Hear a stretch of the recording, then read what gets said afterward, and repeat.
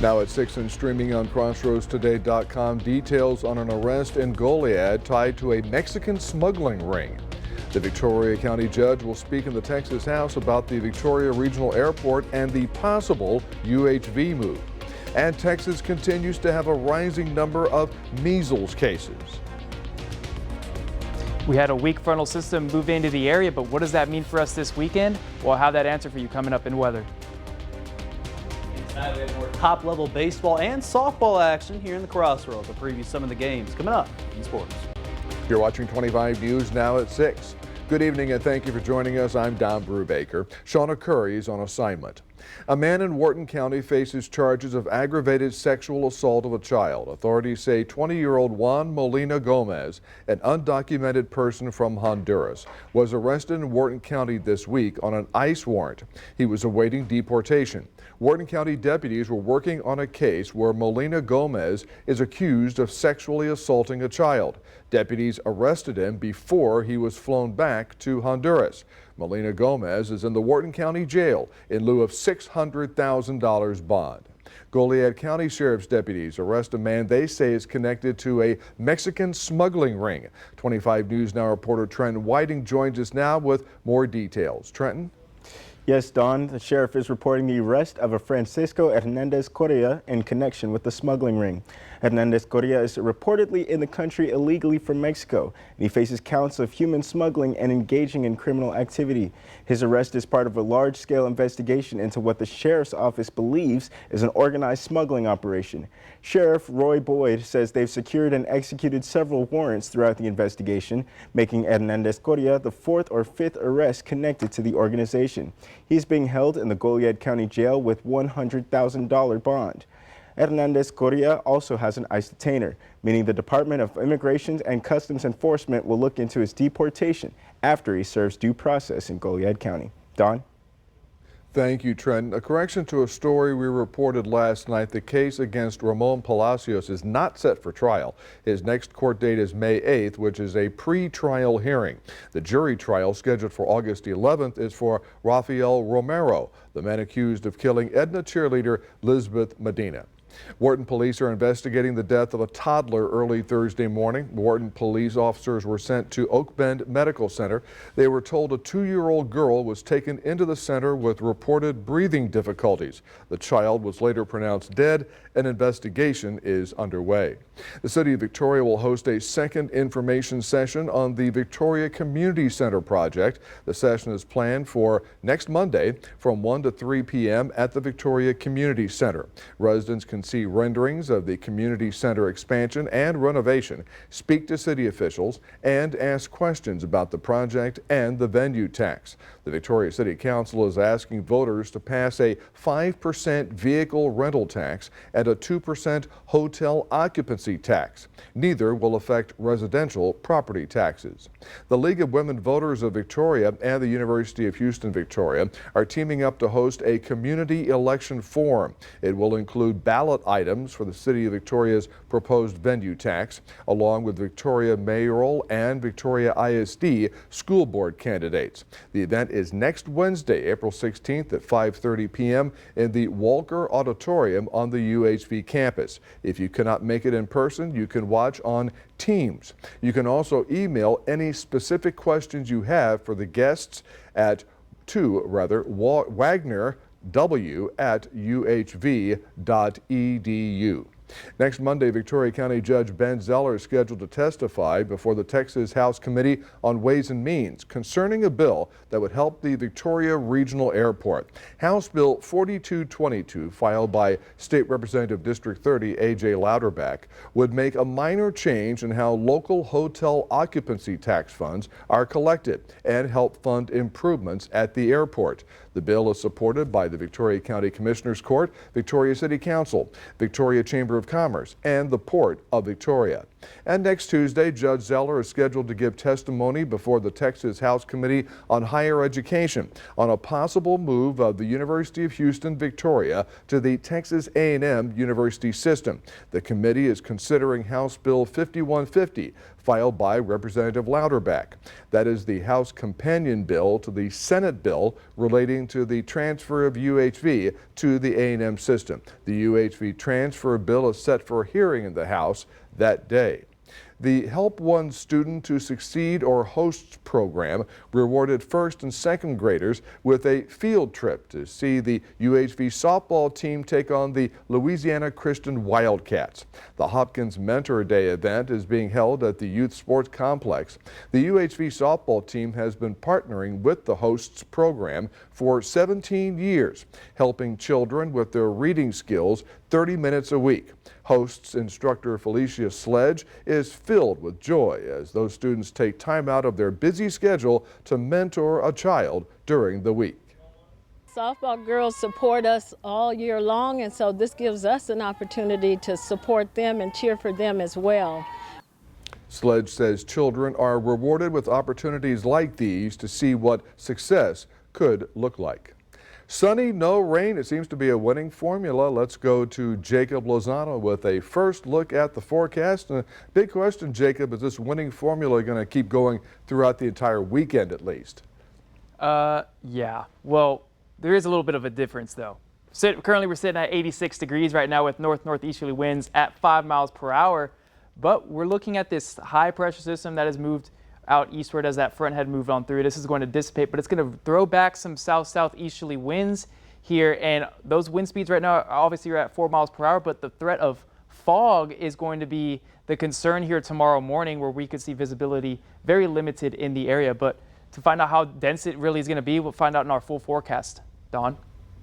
Jacob, thank you. The new Mission Valley Elementary School is almost ready. Construction is now 90% complete. Victoria ISD's March administration report shows the project is not only on track, but also staying within budget. On top of that, the district earned more interest than expected on funds that had not been used yet, which means there's now enough wiggle room to add a brand new playground to the campus.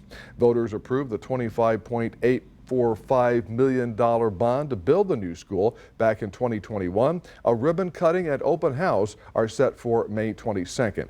The number of Texas measles cases rises to 541. That's a jump of 36 since Tuesday. Of those, 56 patients have been hospitalized. Most of the cases continue to be minors, with 374 of them being under the age of 18, and 171 of those cases were under the age of 5. Only 11 of the 541 cases have been confirmed to be vaccinated. The virus has spread to 22 counties, but all but 3 of those in West Texas.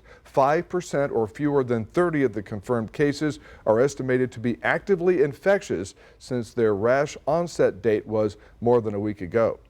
An aerial sightseeing tour of the New York City skyline ended in tragedy Thursday when a helicopter crashed into the Hudson River, killing all 6 people on board.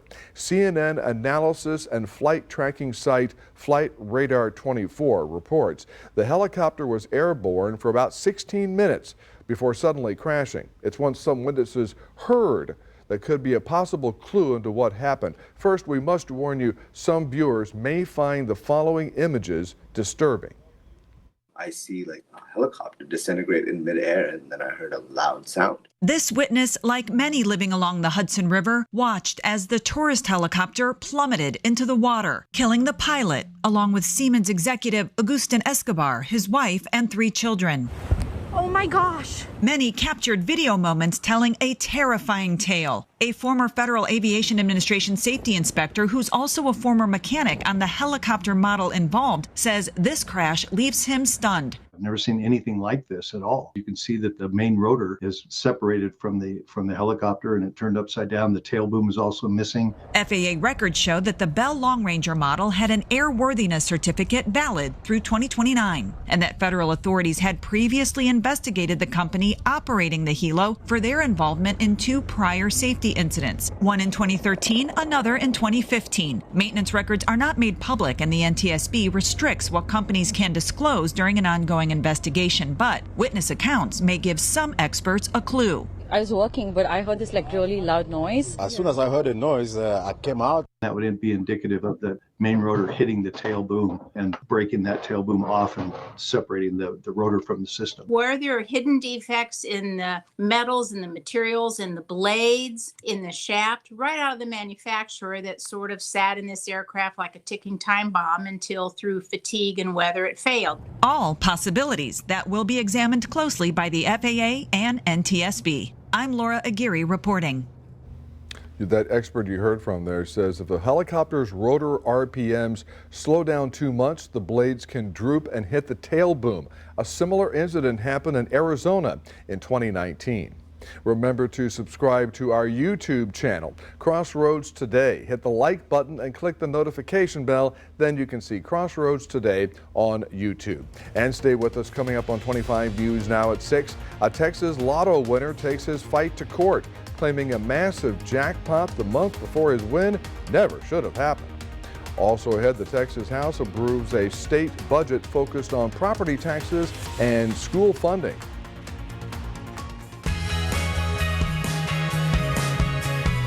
Join us for this week's Community Crossroads, where we will hear from the League of Women Voters. We'll talk to a candidate for the Victoria ISD Board of Trustees, an extra fun free family event, as well as the possible transfer of the University of Houston Victoria. I think that's probably the most important part of this, is the opportunity for more economic growth and prosperity in Victoria.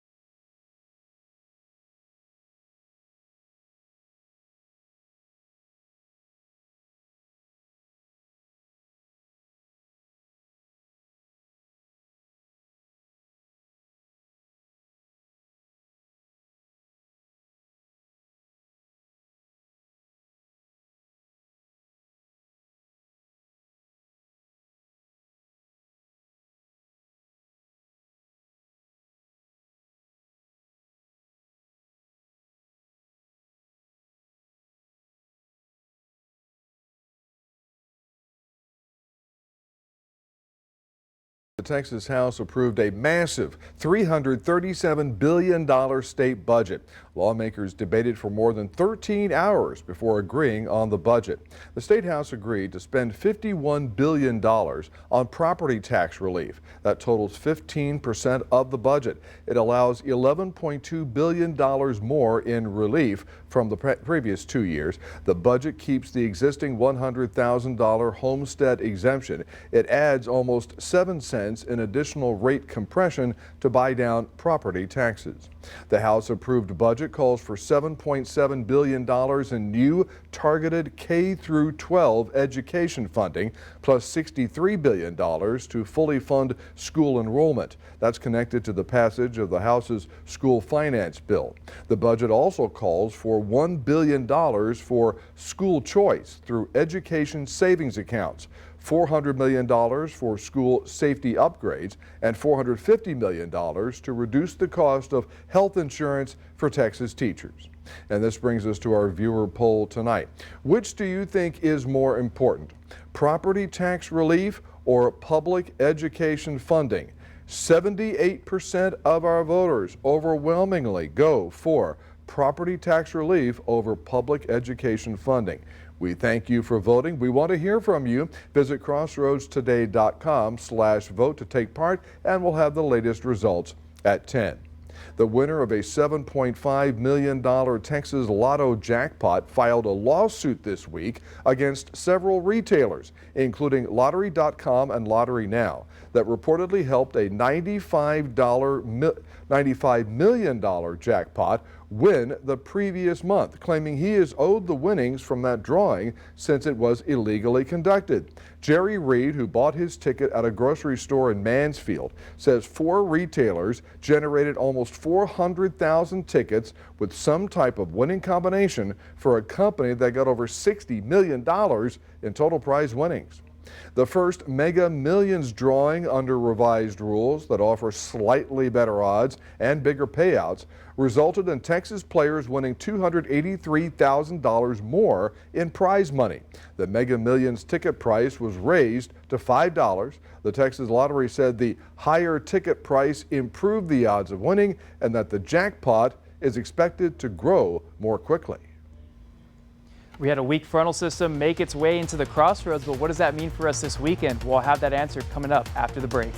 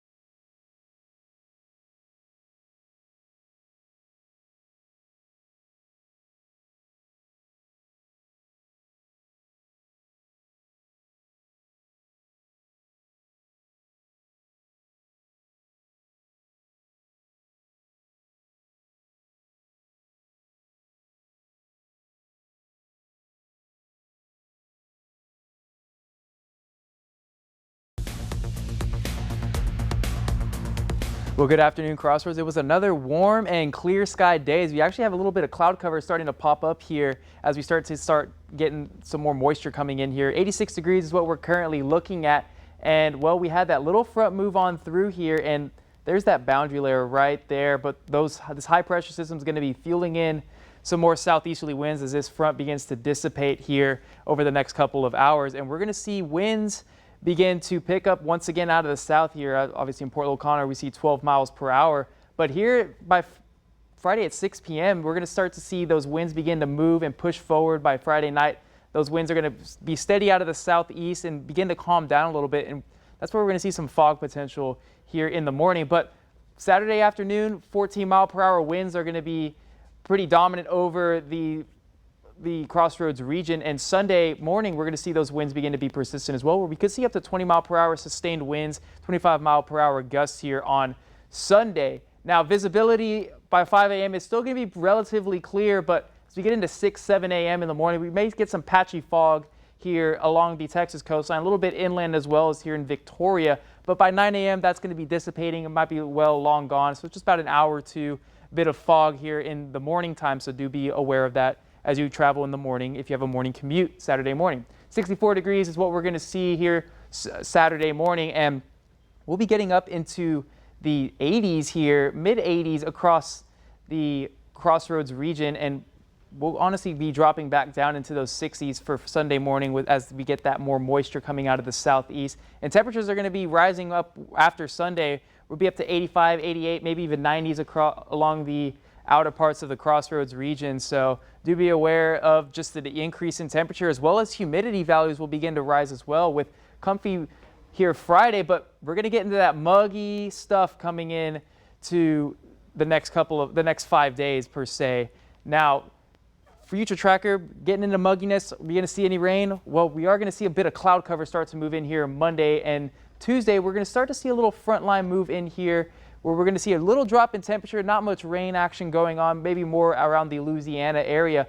But Friday, there's a frontal system that's going to be moving here, where we could maybe get a chance of some rain here Friday afternoon as the front makes its way down, where we did have an area of just showers possibly popping up when the front makes it through. But UV index, we're going to be at 10 for the next 5 days, so it'll be pretty well high up there. So do avoid the sun around 10 to 2, limit that time outside, or else you might get a little bit burnt here. But if you are headed to the coastline, because it is going to be a bit warm, 76 degrees is what we're going to see here on the coastline, with sunny skies and honestly great water conditions here, 0 to 1 foot waves in the area. Now, for Port Lavaca, though, tomorrow, 81 degrees is what we're going to see, with sunny skies and south-southeasterly winds, as well as here in Cuero with those clear skies, and 86 degrees as our high, with south-southeasterly winds that are moving at about 11 to 15 miles per hour, as well as here in Cuero. You're going to see those same winds, the clear skies, getting about 85 degrees tomorrow. But those next 7 days, well, it's not going to be anything different. We'll just say that.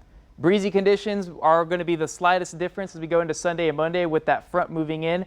But we'll get up to 88, maybe even 90 here on Tuesday. But breezy conditions and sunny skies. So don't forget to scan the QR code for more updates on weather, news, and sports. And here's Don.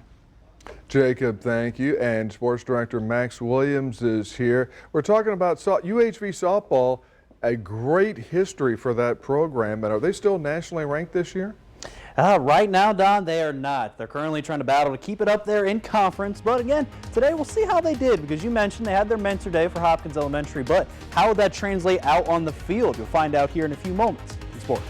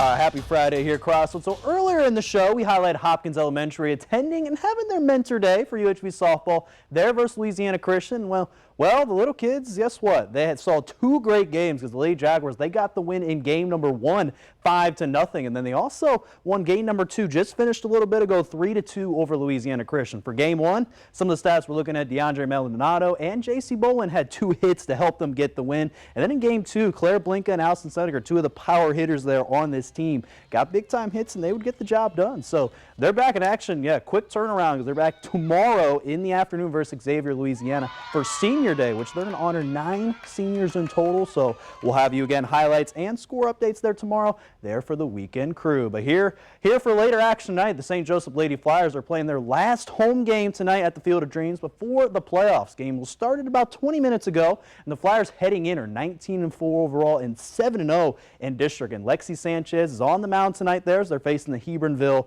Longhorns, and she has a 1.38 ERA heading into this game. So again, she's trying to keep that consistency going into the playoffs. Now over to some baseball action. We have Industrial facing Palacios tonight there at Industrial High School. Both these teams are trying to build confidence going through the rest of the standings because Industrial's 6-3 in district right now, and Palacios is 5-4. So the winner of this game will most likely try to have a run to the postseason. Now it's going to start there in a couple of weeks there for baseball, so we'll see if that kind of changes up going through the rest of the way. Now staying in the 3A ranks in the same district, Tidehaven men's baseball is traveling to Edna there at Shelby Park, and that game's going to start at 7 p.m. for Tidehaven, currently 5-4 in district, and they're looking to stay in the top 4. And if you're in the top 4 of this district play, you will make the playoffs. So for Tidehaven, they're at the 4th spot right now. And again, I talked to them earlier, if you don't remember, on Down in the Minute podcast, and they mentioned they really do have a brotherly bond on this team. They got a deep pitching staff there in Jenkins Duran and Tristan Galvin. So we'll see if that can kind of carry them to this big victory tonight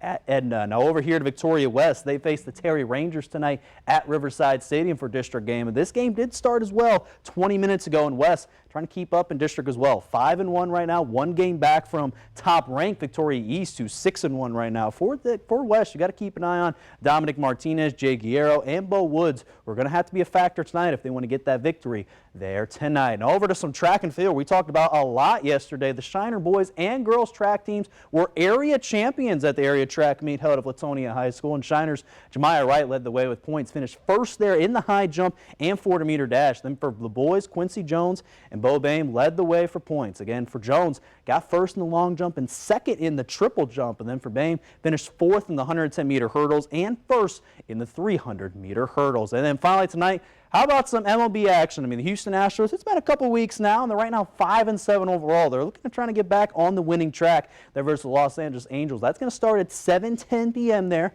at Dakin Park. And on the mound tonight for the Astros is Ronel Blanco. He's currently has 0-1 on the card with a 9.45 ERA. So for the Astros, trying to see if they can get back that winning ways going there throughout the season. And that's going to do it here in sports. Don, back to you. Max, thank you, and we're back in a moment. Los Angeles County Sheriff's deputies, along with 2 6th graders, helped save a life.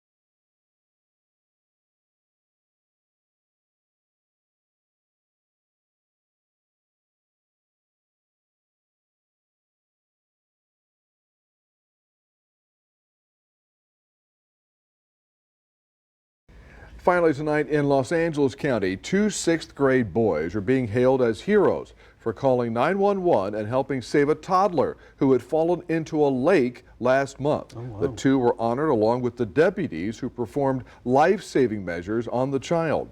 Body cam video from Los Angeles County Sheriff's deputies show the moment they rescue a 2-year-old boy. Authorities said the toddler fell into the water while riding his bike. The boy was rushed to a local hospital and has recovered. Well, that's great news. Those two youngsters, those 2 6th graders, or sixth graders, just happened to be there fishing. Wow. They like to fish there at night, and they just happened to be there fishing when they saw the 2-year-old fall into the lake, and they called 911 and they helped. It's good that they're well prepared. You yeah, know, that they know was- what they gotta do in that situation, because some people, especially around that age, they might not exactly, they might panic and everything. And they wouldn't know what to do. Calling 911. That worked. Absolutely. Now we've got a little fog issue coming Just up a overnight. little bit of fog. We may see some fog here around 5 a.m. to 7 a.m., but that's going to die off well quickly. We'll just say that. It's only going to be around the coastal regions, but we are going to see those temperatures begin to increase here going into Sunday and Monday. It'll be 85 though Saturday, but breezy conditions are going to return as we get that southerly flow back in the area, and we'll start to see a little drop in temperature here Wednesday as another front will move on through and just kind of reset those humidity values as well as temperatures. So same weather pretty much. We don't value that humidity. Warm and warm. No, we really don't. Yes. Thank you, Jacob, and thanks for joining us. We'll see you back here tonight for 25 News Now at 10. Have a good one, everybody.